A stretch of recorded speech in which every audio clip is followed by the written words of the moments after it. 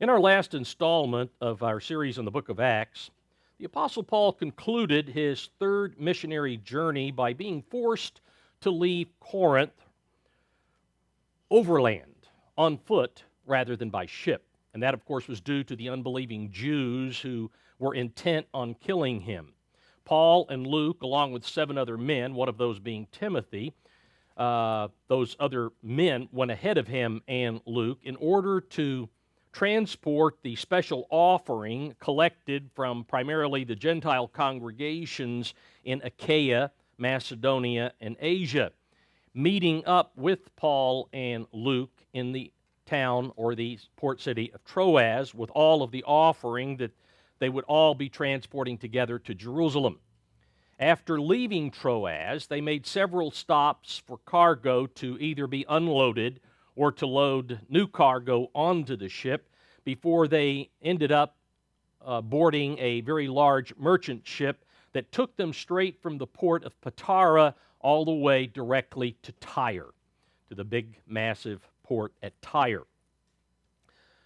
They spent approximately 1 week there with the brethren who lived in Tyre, and then they made one more stop before reaching Caesarea.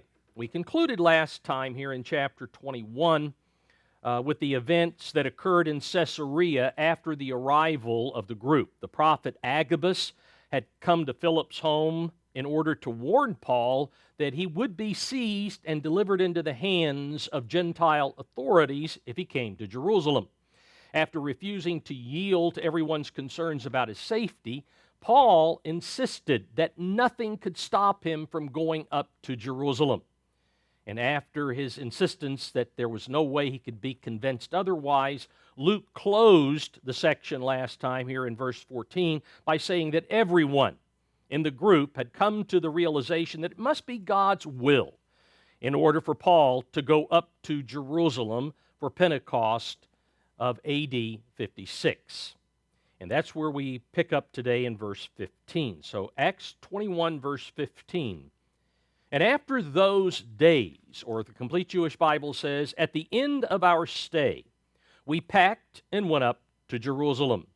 After concluding a fairly lengthy stay at the home of Philip, the time had come for them to travel the road 65 miles from Caesarea down in the coastal plain up to the hill country where Jerusalem was located. Again, about 65 miles. And they did that in order to be in Jerusalem prior to the beginning of the Feast of Pentecost, or the Feast of Weeks.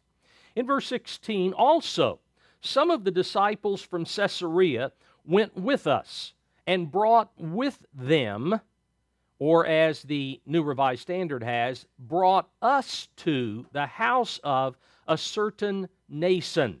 Now, it's spelled with an M. M generally in this case is silent, so it would be Nason instead of Manason. They brought him to a house of a certain Nason of Cyprus, and he's identified as an early disciple with whom we were to lodge.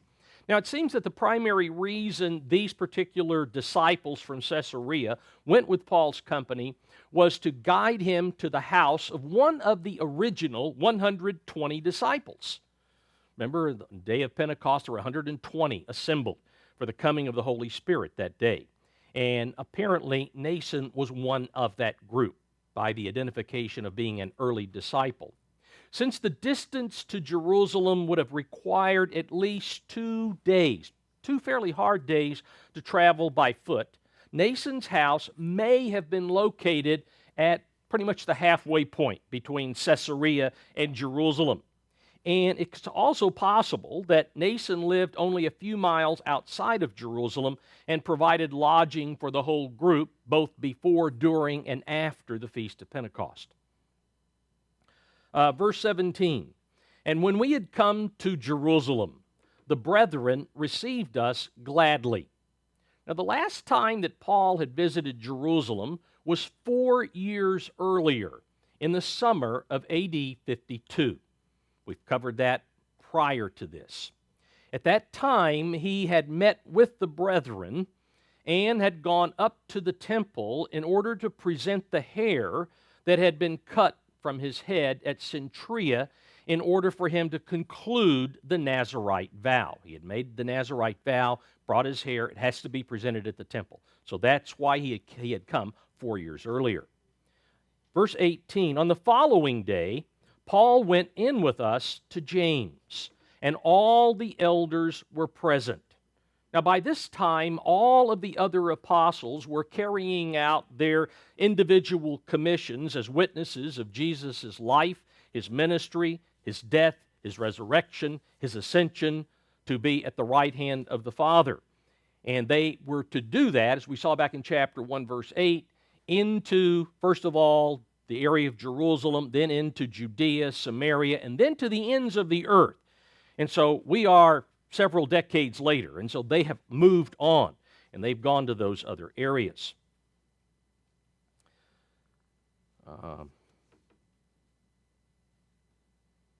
The elders here were men who were from that area, from Judea. They were no doubt the elders who were responsible for the various congregations. There had to be several congregations in the Jerusalem area because there were several thousand Jews who had converted. So there were a number of congregations or groups meeting in and around the Jerusalem area. So these were the elders primarily from Jerusalem and the surrounding territory or vicinity. Verse 19, when he had greeted them, that is when Paul came in and greeted them, he told in detail those things which God had done among the Gentiles throughout his ministry.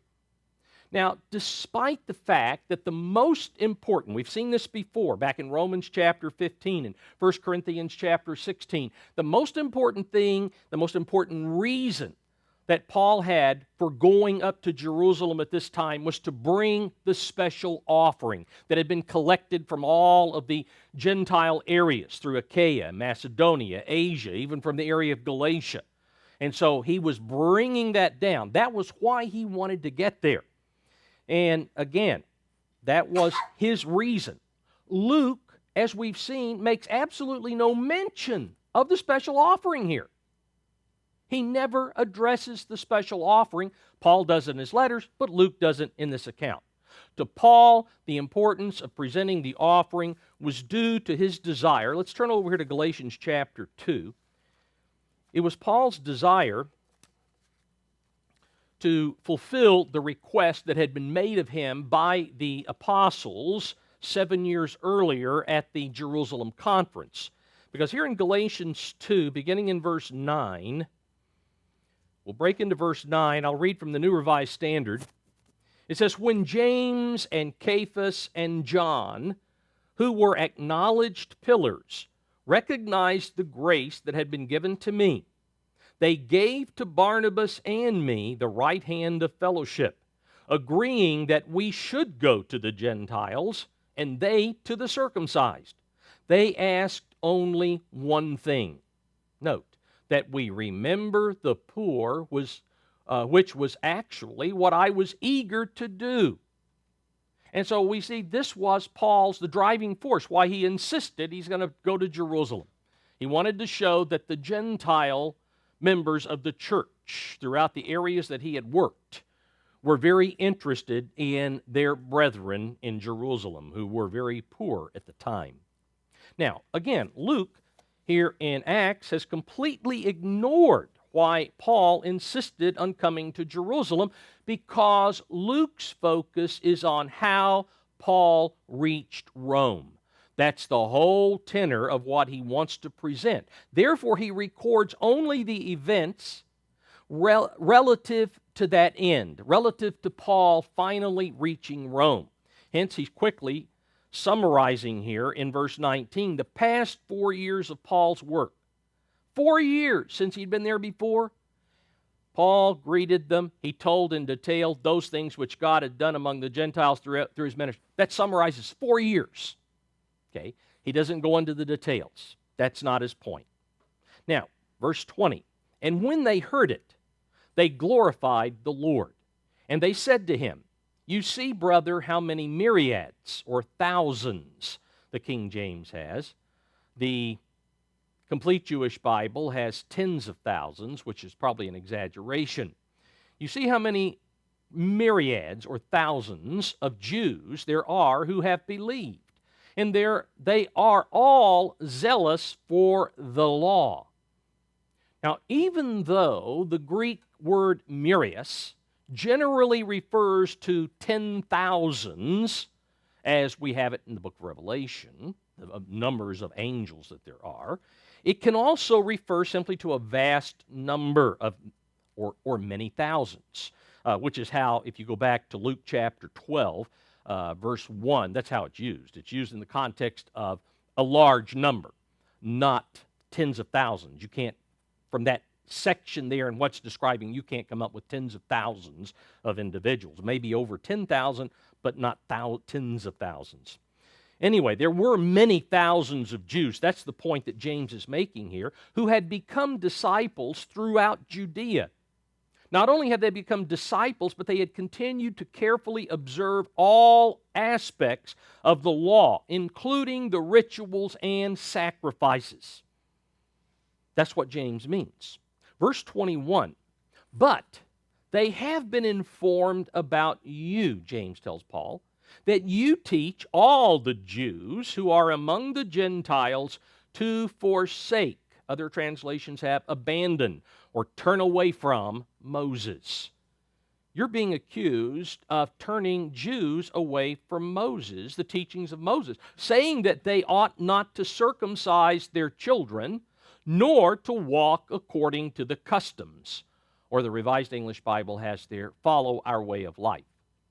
These lies had been circulated by unbelieving Jews who were hostile toward the Apostle Paul. We've seen a number of those in his travels thus far, in his 3 missionary journeys. And Paul, again, was recognized by many of them. And these Jews that were accusing him had come to Jerusalem over the past several years, probably to observe some of the festivals, and they talked to other Jews, and then the word got around to the Jews who were in the church that this is what Paul is doing, maybe from relatives or friends, or maybe these Jews who came from outside didn't realize they were talking to members of the church. But at any rate, this had happened. By his actions, however, Paul had proved that these charges were false. We've seen this already. He had confirmed his belief that circumcision of Jewish males should be done when he circumcised Timothy back in chapter 16. He had also exhibited his belief that rituals were still important when he fulfilled a Nazirite vow the last time he had come to Jerusalem 4 years earlier. That in chapter 18 is where he brought and went up to the temple in order to present the hair that had been cut from his head in Centuria. Verse 22, I'll read from the Complete Jewish Bible. What then, James asked, what then is to be done? They will certainly hear that you have come.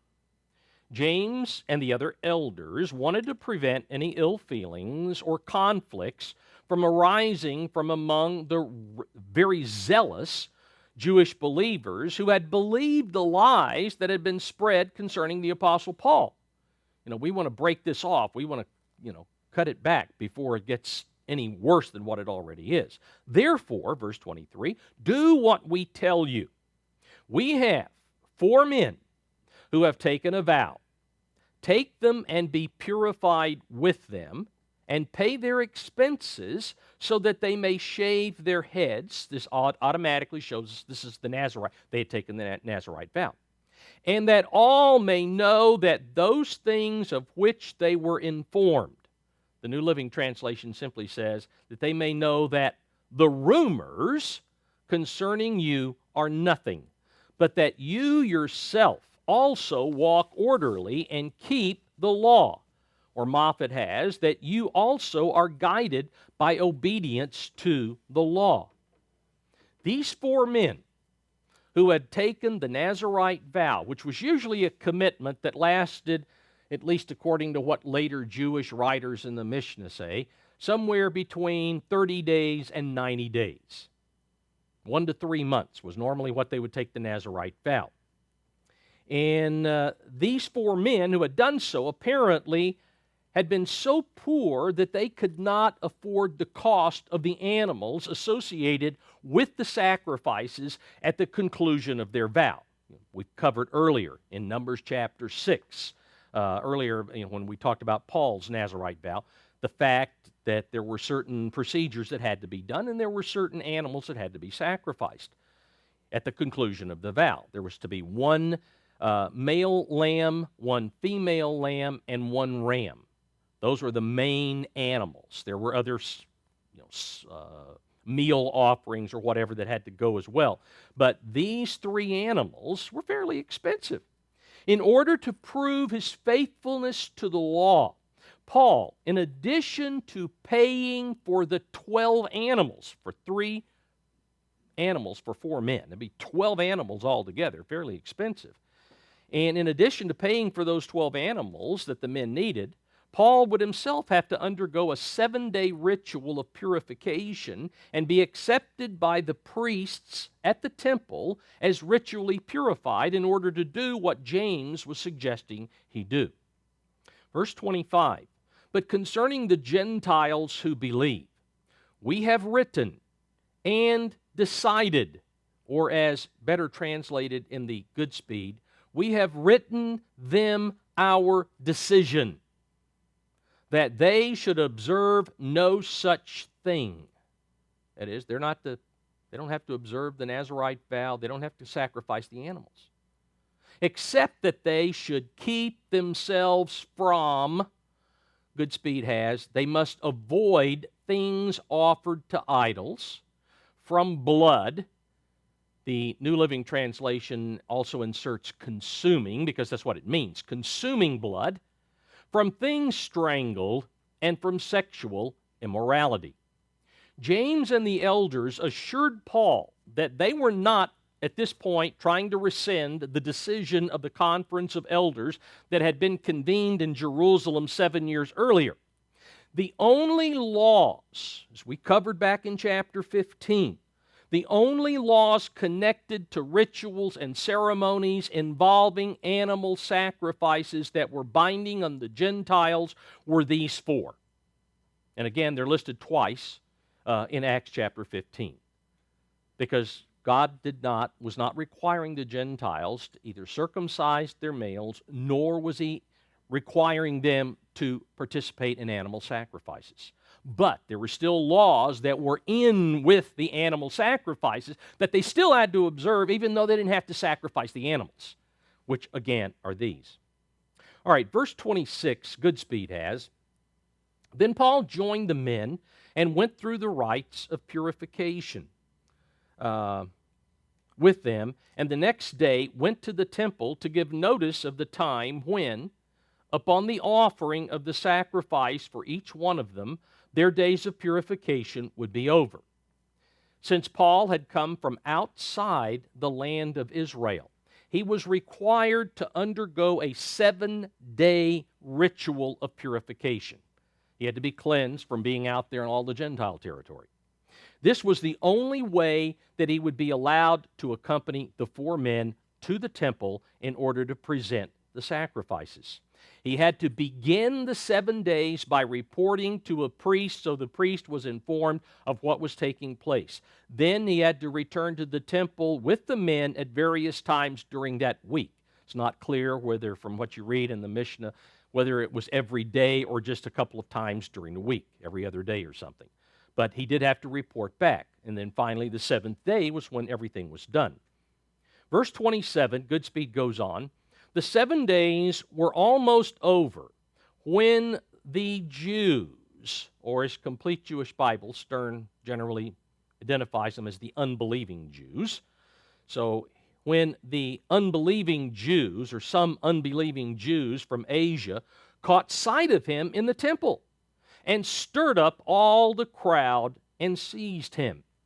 Now, the instigators of the riot were unbelieving Jews from Asia. That's the province of Asia, and of course we know Ephesus was the capital. Therefore, the likelihood is that these Jews, these unbelieving Jews, had come from Ephesus to Jerusalem for Pentecost. And since Paul had been in Ephesus for 3 years, everybody knew what Paul looked like, especially the unbelieving Jews, because he was their enemy. Verse 28, Revised English Bible translates, shouting, they seized him shouting, "Help us, men of Israel. This is the fellow who attacks our people, our law," or as the New King James would have, the law. He attacks the law, and this sanctuary, or this place, referring to the temple, and he spreads his teaching the whole world over. What is more, he has brought Gentiles, Greeks in the New King James translation. He has brought Greeks or Gentiles into the temple and profaned this holy place. Now, these were all lies. Every one was a lie. Paul had never done any of these things. The holy place that Paul was being accused of profaning here referred to the two separate courts of the men and women of Israel. You know, we've covered before. The inner court, remember, right in front of the temple, where you had the altar for sacrificing the animals and the basins and all of that. That was the front of the men's court was right up against that inner court, which was only for the priesthood. And then you came back, there was a little barrier, and then the women's court. The front of the women's court bordered on the back of the men's court. And then you kept working your way back. It was, in fact, in the court of the women where Jesus and the apostles came together and taught the people.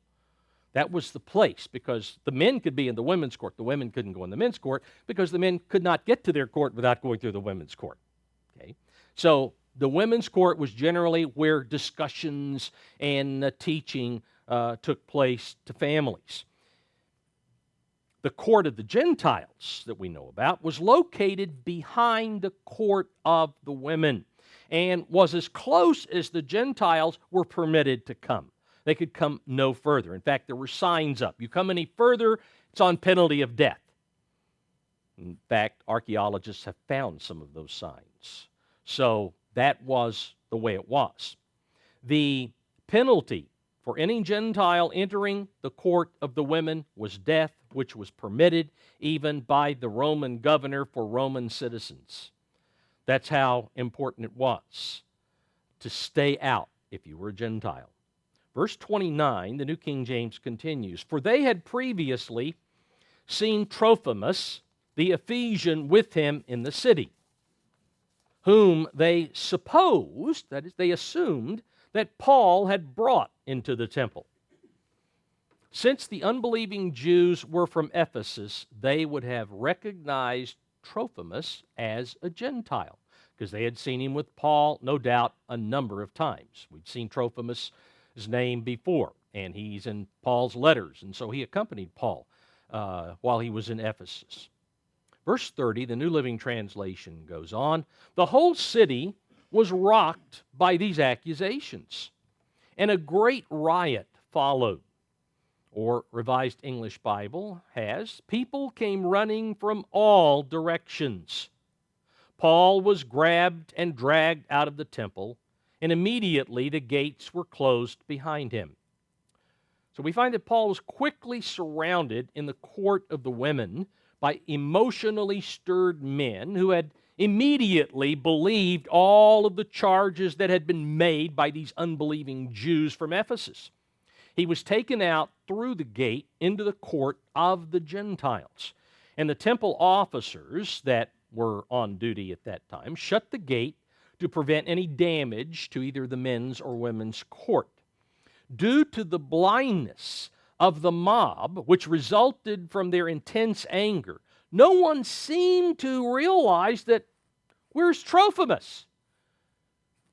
Paul brought a Gentile in here. Well, where is he? Nobody thought to ask that because they were blinded by rage over the accusation. Verse 31. "Now, as they were seeking to kill him, news came to the commander." The New Revised Standard has tribune because that's who the commander was. It was a tribune, a Roman tribune. The tribune of the garrison, that all Jerusalem was in an uproar. The commander, who was responsible for keeping peace in the city, resided in the fortress of Antonia, which was located just north of the temple complex. The Romans, we've covered before in our Matthew series, during the time of Passover. Remember, the Romans they increased the number of their soldiers in Jerusalem, especially at the fortress, during the festivals due to the large number of Jewish pilgrims who came into Jerusalem during that time. And so they had this massive number of people. They needed more soldiers in order to keep order. The Romans always stayed on constant alert for any trouble, especially during the festival period, which means that soldiers would have notified their commander just as soon as the noise level dramatically increased in the temple courts. And in fact, since the fortress was up above the temple area, they probably had individuals who were watching the courts, because Herod made sure that he built so that he could look down to see if some insurrection was going on against him years before. And so they had eyes on the situation, and their ears were alert for any kind of disturbance. Verse 32, he immediately took soldiers and centurions and ran down to them. And when they saw the commander and the soldiers, they stopped beating Paul. Now, there were probably hundreds, if not thousands, of Jews that were in that area.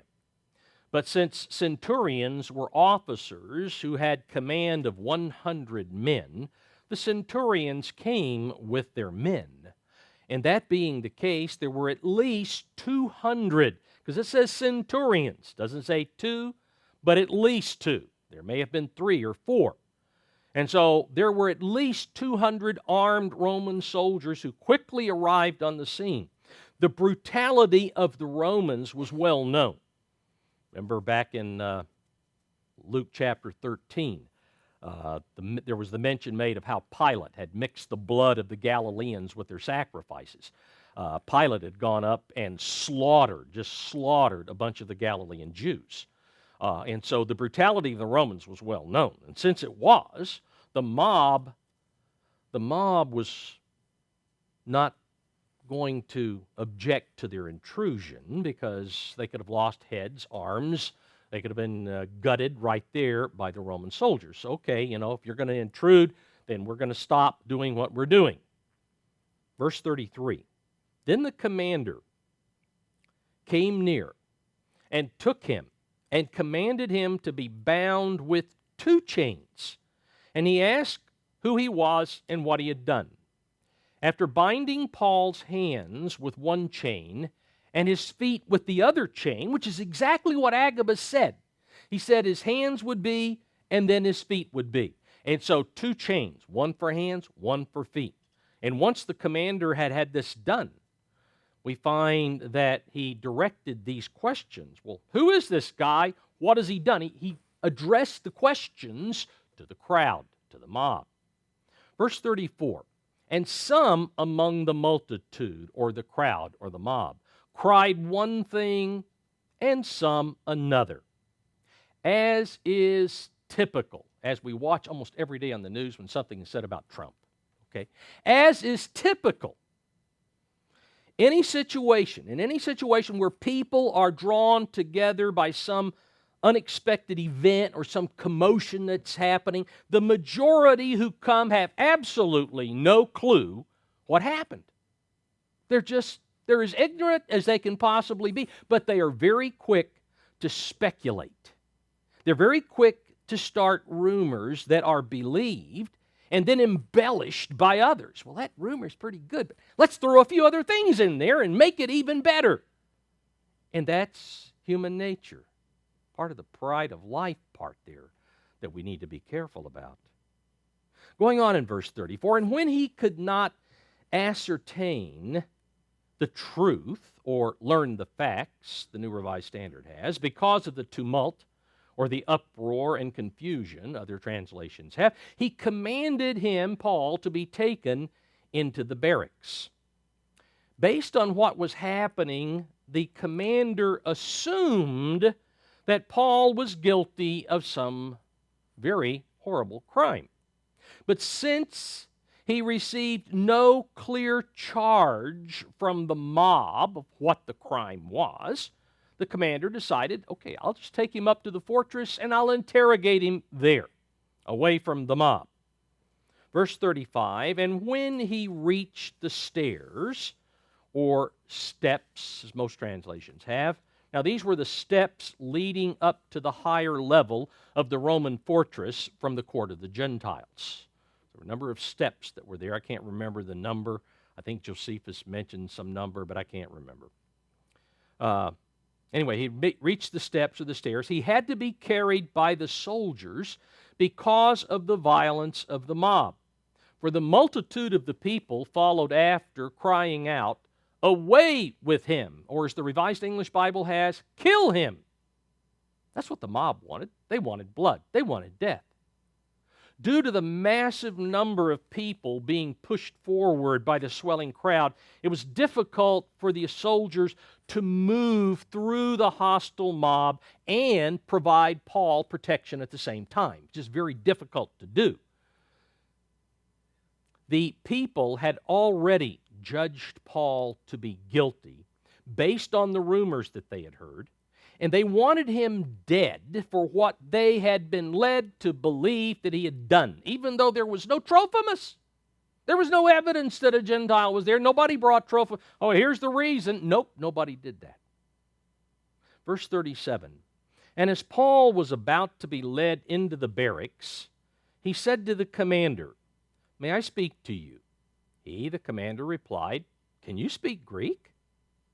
When they reached the top of the stone steps, Paul addressed the Roman tribune, whose name we later discover in chapter 23 to be Claudius Lysias. Claudius Lysias was the name. For some reason, God had his name put in the scripture here. He addressed him in fluent Greek, and that very much surprised the officer here. Now, verse 38 can be translated two different ways. One as kind of a question and the other as a rhetorical question. Then, New American Standard translates, then you are not the Egyptian? Then you are not the Egyptian? The New King James has, are you not the Egyptian? So one is a question, one is a rhetorical question. The Egyptian who some time ago stirred up a revolt and led the 4,000 men of the assassins out into the wilderness, or out into the desert, other translations have. It was a year or two earlier. It's hard to determine from Josephus' account, but it was a year or two earlier. A man had come up from Egypt, a Jew, no doubt from Alexandria, with a huge Jewish population in Alexandria. This Jew had come up from Egypt claiming to be a prophet, according to Josephus in Wars of the Jews. Book 2, chapter 13, paragraph 5, if you wanted to jot that down. Anyway, according to Josephus, he came up from Egypt, claimed to be a prophet. He was able to convince 30,000 men. Now, that may be an exaggeration on Josephus' account, but he said there were 30,000 men from, who were of the Zealots.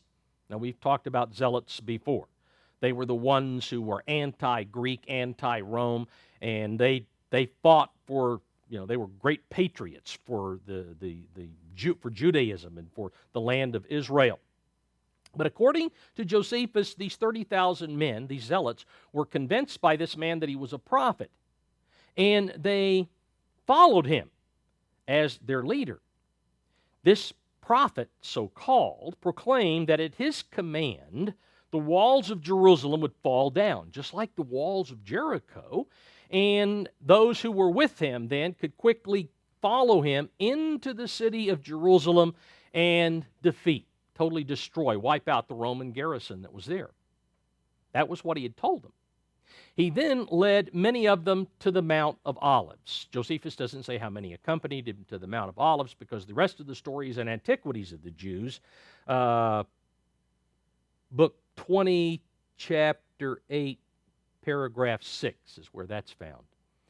But anyway, he led many of them to the Mount of Olives, where the Roman governor Felix, which we'll come to him a little bit later in the story, Felix ordered the Roman garrison to attack the followers of this self-proclaimed prophet, which led to the deaths, according to the Antiquities account, of 400 and the capture of 200 of the Egyptians' followers, even though the false prophet, the man who claimed to be the prophet, was able to escape, along with apparently 4,000, because that's what Luke tells us. There were 4,000 who went into the wilderness, and they went into the wilderness after this battle. Now, these individuals are identified here as the assassins, 4,000 men of the assassins.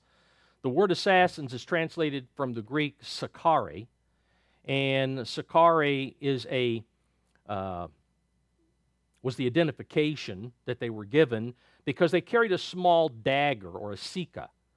And this small dagger they could easily hide, but it was long enough that they could stab and kill someone. And these zealots, these assassins, carried the little dagger to get rid of any of their countrymen who were cozy with the Greeks or the Romans.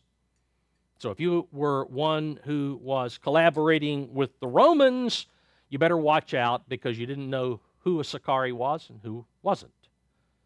So those were the assassins that went out into the country. All right. So the commander says, "Are you not, or you are? You're not, or aren't you?" Paul replied, verse 39, New Revised Standard goes on, "I am a Jew from Tarsus in Cilicia, a citizen of an important city," not just a city, but an important city. Paul assured the tribune that he was not the man who had come up from the south, from Egypt, but that he had come from Tarsus of Cilicia.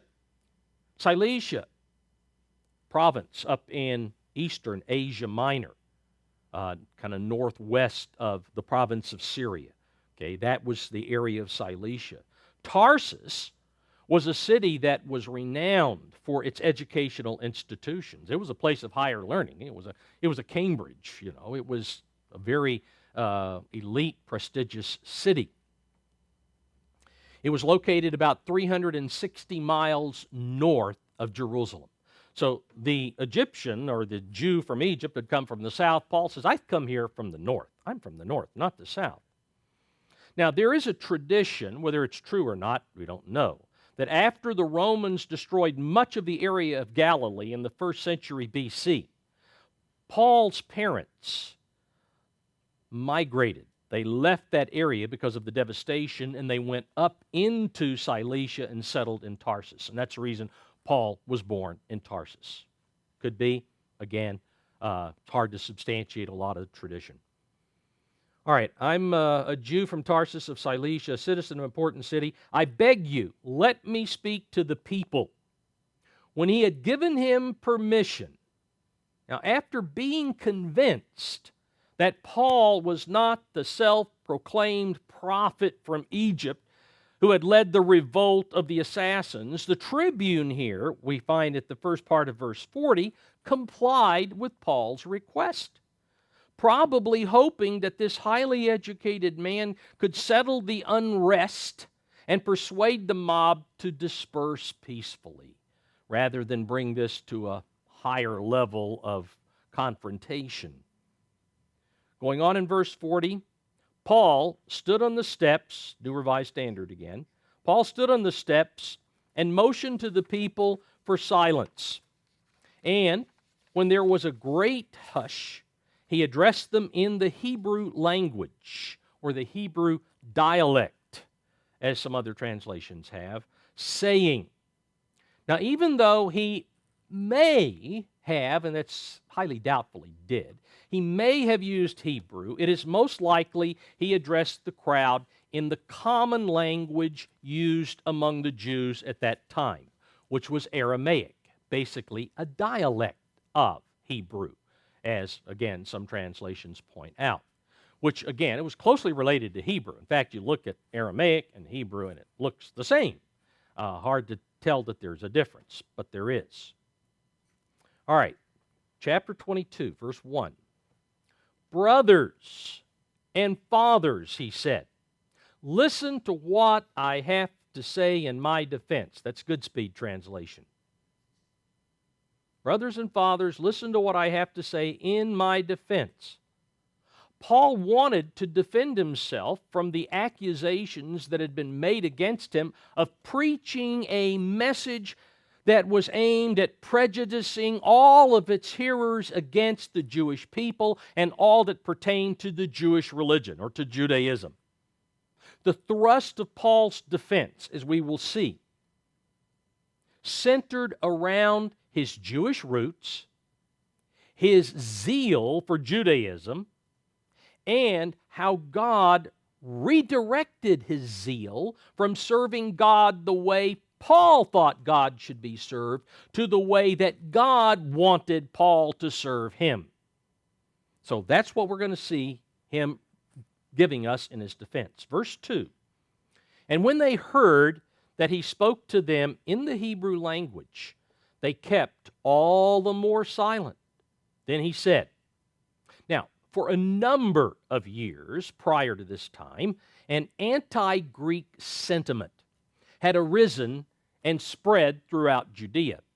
By speaking in the language the Jews had used since returning from exile in Babylon, rather than in Greek, which was the language of commerce. If you were going to do any kind of commerce outside the land of Israel and people coming in, you had to be able to speak Greek. That was the primary language for commerce. And by using the, if you will, the native tongue, Paul solidly identified himself as one of their own, not as one who had surrendered to the way of the Gentiles, embarrassed of his Jewish heritage. Those were the kind of people the Sicarii were going after. Paul always looked for ways to connect himself to his audience, to find common ground. That's what he tells us over here in 1 Corinthians. Let's note this. I think it's important in this regard. 1 Corinthians chapter 9 and verse 20. 1 Corinthians 9, verse 20. From the New Living Translation, when I was with the Jews, I lived like a Jew to bring the Jews to Christ. Skipping verse 21 to verse 22, when I am with those who are weak, I share their weakness, for I want to bring the weak to Christ. Yes, I try to find common ground with everyone, doing everything I can to save some. I do everything to spread the good news and share in its blessings. So, again, Paul states here that he always tried to find common ground, and that's what he's doing back here in Acts chapter 22. He's using, first of all, their language. Going on in verse 3, I am indeed a Jew, born in Tarsus of Cilicia, but brought up in this city being Jerusalem, at the feet of Gamaliel, taught according to the strictness, or as the Revised English Bible, I think, clarifies it a little bit. I was brought up in this city, and as a pupil of Gamaliel, I was thoroughly trained in every point of our father's law, or as Goodspeed has, the law of our forefathers, and was zealous toward God as you all are today. Even though he had been born outside the land of Israel, which was generally, as we saw earlier with the Greek-speaking Jews at the time of Stephen, you were considered second class if you were born outside of the land of Israel. And so, despite the fact being born outside the land of Israel, Paul had come to Jerusalem at an early age and had received his education directly from one of the most prominent rabbis of the first century. The vast majority of the crowd that was there, that he was addressing, knew of the fame of Gamaliel's lineage and his dedication to Judaism. Paul now, again, connects himself to the people. He's finding common ground here by stating that the outcome of his training was to be as zealous for God as they were. And they still listen. As long as there's common ground, they'll listen. Going on in verse 4, I persecuted this way, which, again, we've covered before, referring to Christianity as the early church lived it. The Revised English Bible says, I persecuted this movement to the death, binding or arresting, as some other translations have, arresting and delivering into prisons both men and women. Paul admitted that his zeal for Judaism had driven him to attempt to destroy the way, that is, the way of following God that he now preached. My zeal, I was intent on wiping it out. In fact, as we saw earlier in chapter 9, first couple of verses, Paul is still breathing out, remember? Breathing out threatens and so forth and so on. His purpose in life, his purpose at that time, his purpose had been to annihilate the followers of this Jesus Christ. That's what he was after. That's what he lived for. Verse 5, the Revised English Bible goes on, as the high priest, again, he says, I persecuted this movement, delivering them into prisons, arresting them, delivering them into prisons, both men and women. As the high priest and the whole council of elders can testify. He's talking about the Sanhedrin.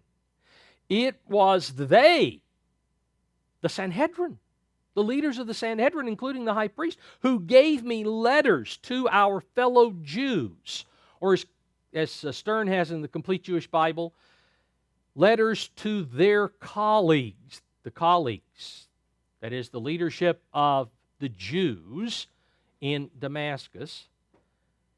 It was they who gave me letters to their colleagues at Damascus, and I was on my way to make arrests there also and bring the prisoners to Jerusalem for punishment. At the time Paul received letters to authorize him to arrest Jews who followed Jesus in the area of Damascus in Syria, the high priest was probably still Caiaphas, based upon the time frame of Paul's calling. Caiaphas, who was the one who gave the direction that Jesus be tried by the Romans, remember. All right, so Caiaphas was probably the high priest then. There had been many others who had held the office since Caiaphas had. Yet the current high priest, Ananias, as well as a significant number of the members of, that is, the current members of the Sanhedrin, had probably been members of the council at the time those letters had been issued. There were some people who had to have known. So there would have been plenty of witnesses to verify the testimony that Paul is now giving. I had letters. This is how zealous I was. Nobody else went. I went. They sent me because of my zeal. Verse 6, now it happened as I journeyed and came near, or was approaching, other translations, I was approaching Damascus about noon. Suddenly a great light from heaven shone or flashed from the sky all around me. Some other translations have. Paul emphasized here that it was while he was filled with zeal for God and Judaism that this miraculous event occurred to him. While he was in the midst, he was there to do his job of getting rid of these followers of Jesus in order to allay any doubts concerning what he now relates. He emphasized that his experience was not a dream. Now, some of you may think this was a dream. No, this was not a dream during the night that he may have misinterpreted. Rather, what happened here was at the height of the day.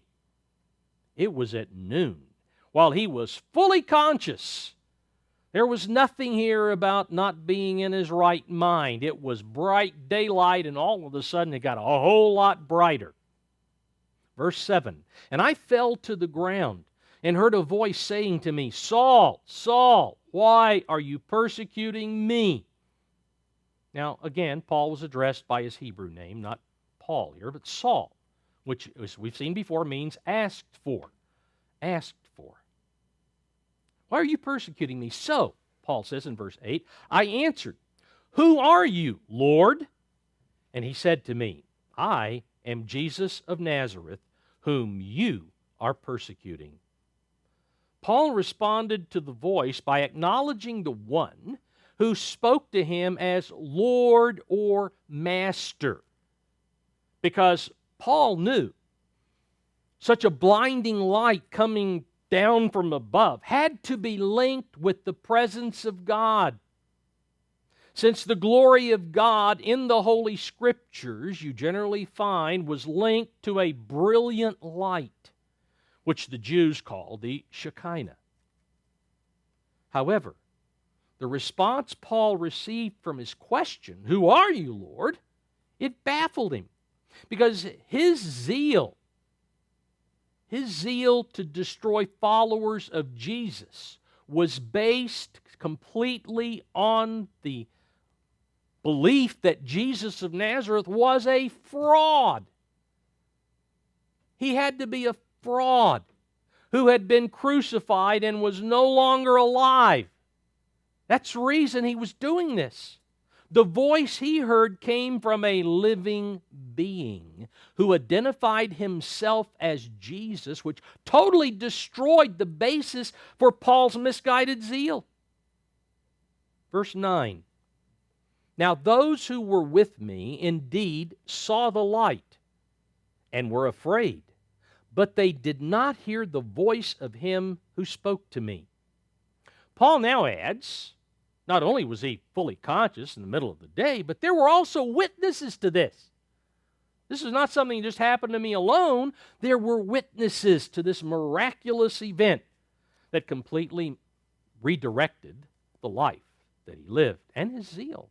According to the initial account back in chapter 9, those who accompanied Paul did hear a voice. Now here it says they did not hear the voice. So when we combine the account in chapter 9 with here, it's clear that they heard noise in conjunction with a voice, but they could not discern the words that were directed specifically to Paul. They couldn't make out what was said, but they did hear noise. They heard a voice, a rumbling. Verse 10, "So I said, 'What shall I do, Lord?' And the Lord said to me,'" Paul has already identified Jesus of Nazareth as the one who spoke to him from the blinding light. And he now, even after he acknowledges he now knows who the voice was, he now refers to Jesus as the Lord, which was the term that the Jewish crowd assembled there used in referring to the God of Israel. Now, they did not throw a fit. They did not become loud and boisterous. They're still listening. "So the Lord said to me, 'Arise and go into Damascus, and there you will be told all things which are appointed for you to do.'" Or as the New Living Translation says, "all things which you are to do." As will be brought out in the third reference to this particular event later on in chapter 26, Jesus gave Paul a concise summary of what was in store for him before he entered into the city of Damascus, during that time that blinding light was all around him.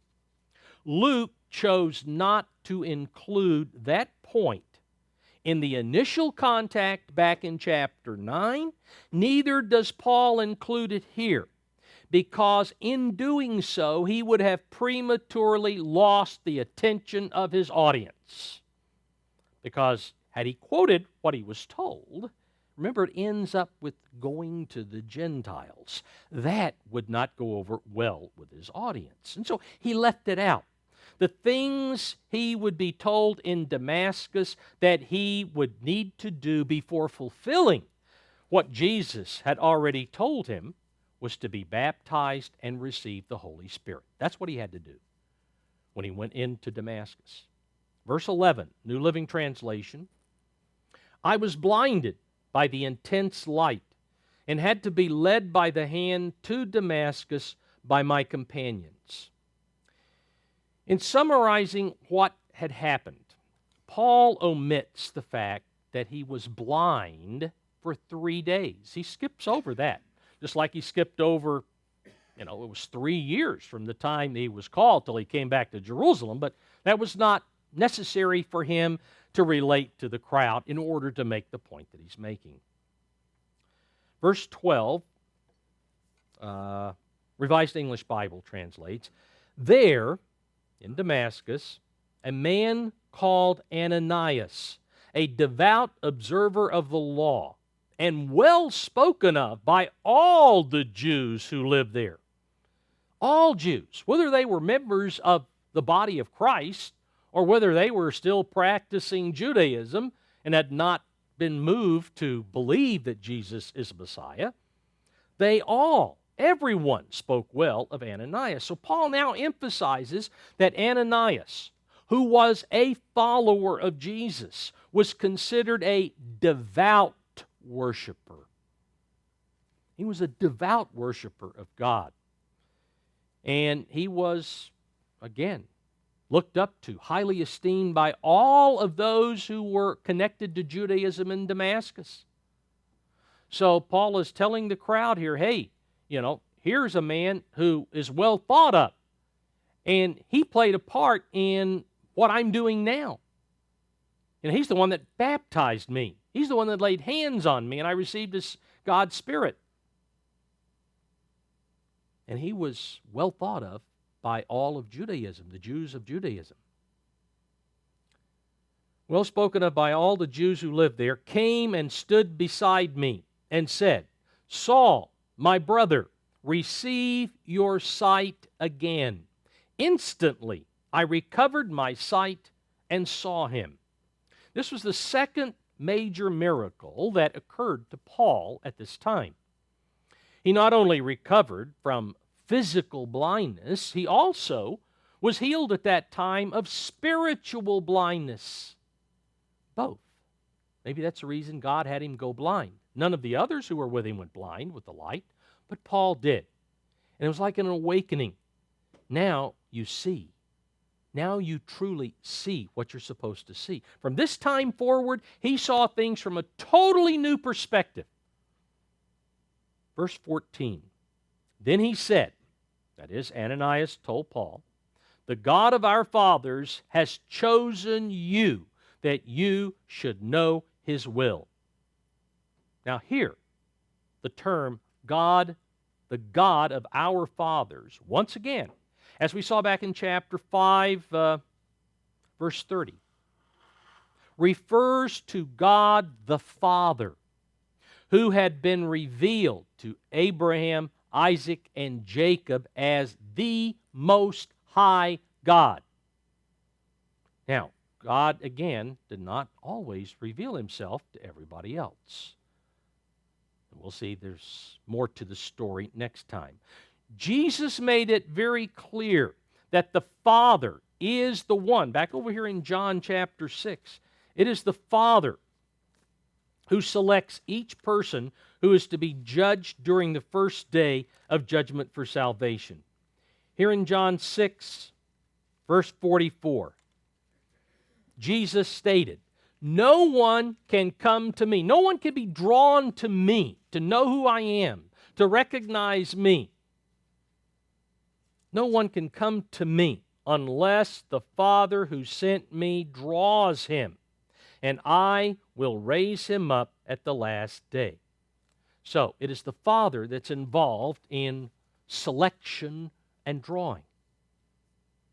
And so, back to verse 14, Ananias says, the God of our fathers has chosen you that you should know His will, that you should know His will and see the just one, or the righteous one, as many other translations have, the just or the righteous one, and hear the voice of His mouth, or simply hear His voice, the complete Jewish Bible has, or Moffat has, you shall hear Him speak with His own lips, which I think Moffat probably captures the intent better than anybody else. Paul elaborates more on what Ananias told him than what Luke did in relating the first account back in chapter 9. He gives this additional information because of the reference to this highly esteemed, the reference of this highly esteemed Jew of Damascus to Jesus being the righteous one, which all of the religious Jews who were there in the audience understood to be a reference to the Messiah. Back here in Isaiah chapter 53, Isaiah 53, verse 11. Isaiah 53:11. Here's one of the places that identified the Messiah as the righteous one. He shall see the labor of his soul, that is, of the life that he lived. He shall see the labor of the life he lived and be satisfied. By his knowledge, my righteous servant shall justify many, for he shall bear their iniquities. My righteous servant, my righteous one. Okay. Also in Jeremiah chapter 23. Jeremiah 23 and verse 5. Jeremiah 23:5.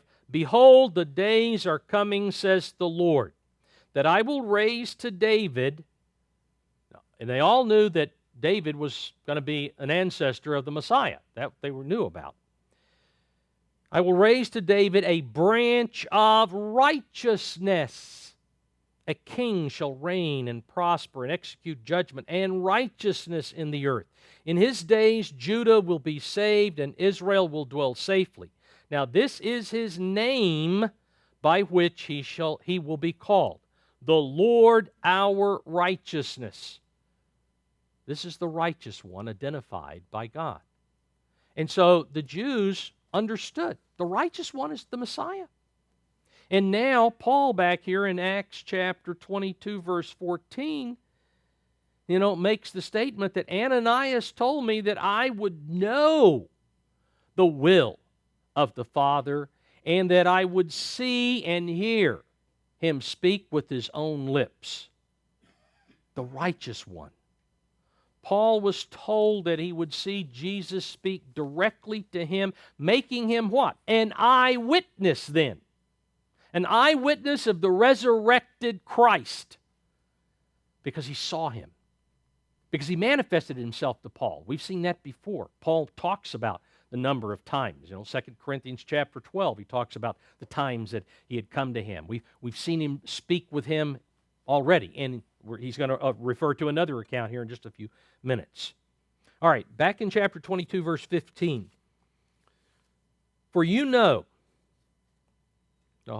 will be his witnesses to all men of what you have seen and heard. This is what Ananias tells him. Paul quoted Ananias declaring Paul's role as a witness of the righteous one. Now, what was this role that he has? First of all, to do everything that the righteous one tells him to do, speaking with his own lips. To proclaim the miraculous things shown to him, such as what happened on the way to Damascus, and to transmit the message that the righteous one would give him to pass on to others. Verse 16, and now, Ananias asks, why are you waiting? Arise and be baptized and wash away your sins, calling on the name of the Lord. It was imperative for the old Paul to be buried so that his sins could be washed away. Left in the baptismal pool, when raised up out of the water, a new man. He goes through and elaborates on that in Romans chapter 6, first part of Romans chapter 6, the burial and the resurrection pictured by baptism. That new man of Paul would henceforth, with faith, call on the name of the Lord, as Ananias told him, which refers to diligently seeking Jesus in order to be saved, as Paul himself brings out in Romans chapter 10.